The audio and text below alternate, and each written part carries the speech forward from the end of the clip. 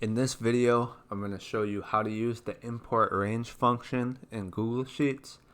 I'm going to show you two different ways. I'm going to show you the first way, just importing one sheet, and then the second way I'm going to show you is using the import range function to import multiple sheets into one column. So the import range function is useful for importing data from another workbook or sheet. This is the basic syntax of it. You're going to need your spreadsheet URL and then your range string. So the spreadsheet URL, that is up here in the top of every spreadsheet. You can either use the full URL or there's this middle part, which is the spreadsheet key. I'm just going to use the middle part in this example. And then the second parameter is just the range that you want imported. So what I'm going to do is I have this other Google Sheet workbook here. I'm going to import data from this sheet into this sheet using import range. So the first thing I'm going to do is I'm going to copy this little spreadsheet key up in the top. And then I'm going to use import range in this workbook. So import range. So then you want to use quotation marks and paste your spreadsheet key, and then an ending quotation mark, and then I'm going to do a comma, and then quotation marks again. So then I'm going to put in my range. First I have to designate the sheet that I'm pulling from. So my data is in sheet 1, exclamation point, and then I'm going to do column A through C. I'm just going to do the entire column because that is where my data is. And then add the ending quotation mark and then the closing parentheses. So if your workbooks aren't connected, you're going to get a reference error the first time. The import range function only works when your sheets or your workbooks have permission to actually talk to each other.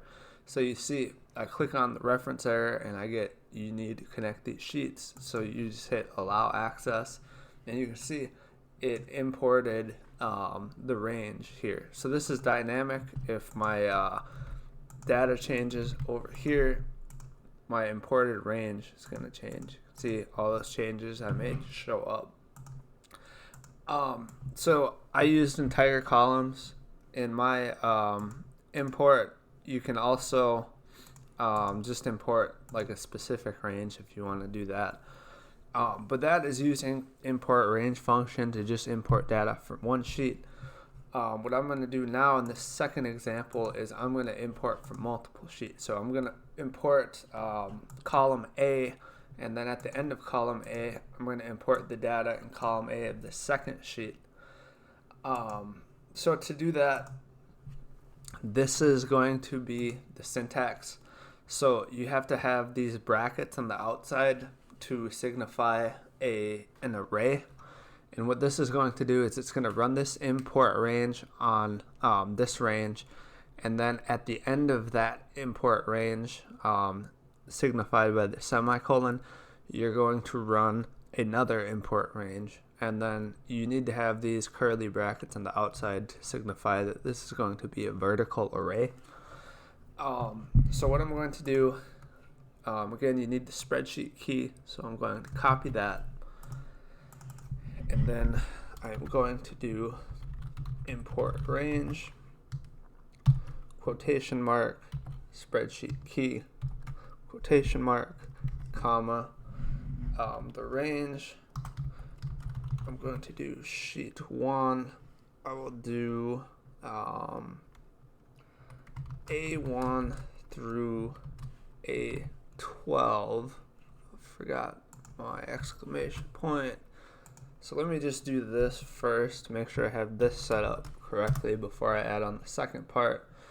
So I have that correctly. You can see my data is through A1 through A12. So I'm just going to do the specific range in this example. And then what I need to do is put these curly brackets on the outside. So I'll do the first one here to signify an array. And then you want a semicolon in the middle. just to speed this up, I'm just going to copy this import range. And then this time I'm taking sheet 2. I only have data in the first few rows, but I'll just do up to 100. And then add in your closing curly brackets. And you can see it ran the first import range up to here, and then where you have the semicolon, it's going to add the data from the second import range. So that is importing from multiple sheets. You're creating a vertical array with this. You can also do more than one workbook. You just have to change your URL key if you want the second import to be from a different workbook. That works too. But that is import range in Google Sheets. Thank you for watching the video. If you haven't already, make sure to hit the subscribe button. If you have any questions or content suggestions, just let me know in the comments and I'll try my best to answer everyone.